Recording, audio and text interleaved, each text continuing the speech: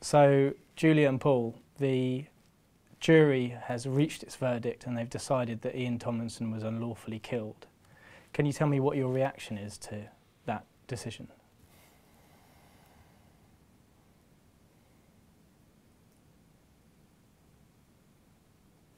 It was like a burst, not a burst of joy. You know, it's hard, we can't judge it up because, you know, it's our old man's death we're playing with and we don't want to try and mix happiness with sadness, you know, because it just won't work. We'll end up all falling apart, you know what I mean? So we braced ourselves for the worst today and getting the best verdict, you know, was even better for us. What did you expect that the jury were going to find? I mean, was it a surprise to you? Well, everything's there in black and white, you know, so if we was open, they would have done they would have looked into it properly, and then, you know, there's no need for lying or covering up or whatnot. It was there in black and white from day one. Why wasn't it picked up then? Why wasn't all this evidence come out in the beginning? Why has it took 2 years to go down the line and 2 years of dragging this family through an edge backwards? You know what I mean? And I think it's really unfair, but we've got further today than we ever have, so.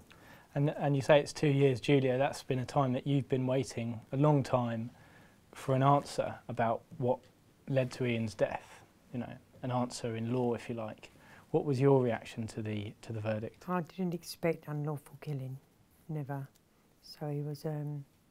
It wasn't a thing of expect. We obviously wanted unlawful killing, but yeah, because of the circumstances and what we've been through and the setbacks we've had from day one, we was never going to sit there and say yes, we've won this hands down or whatnot, because the complete devastation we had last time to now, you know.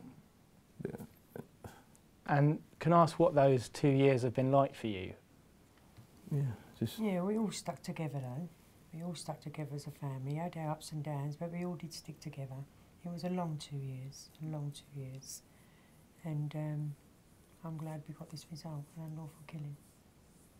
And in terms of what comes next, the big setback, of course, was last year for you when the Director of Public Prosecutions, Keir Starmer, decided not to prosecute Harwood for manslaughter. Now, he's now reviewing that decision. What are your thoughts about the strength of the evidence and how do you feel he should decide on whether to change that? Well, a lot's come out in the inquest, you know, not just from evidence 1 to 10, you know, every bit of evidence that's come out is a little bit more extras come on top, you know, so it makes you think that when it does go back this time, will they make the right decision? Will they play the right cards? You know, because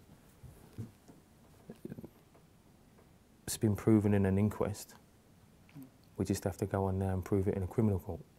You said before that, you know, you believe that in the early days, police were involved in a cover-up, that they didn't tell you all the information that they should have, that information was withheld from you.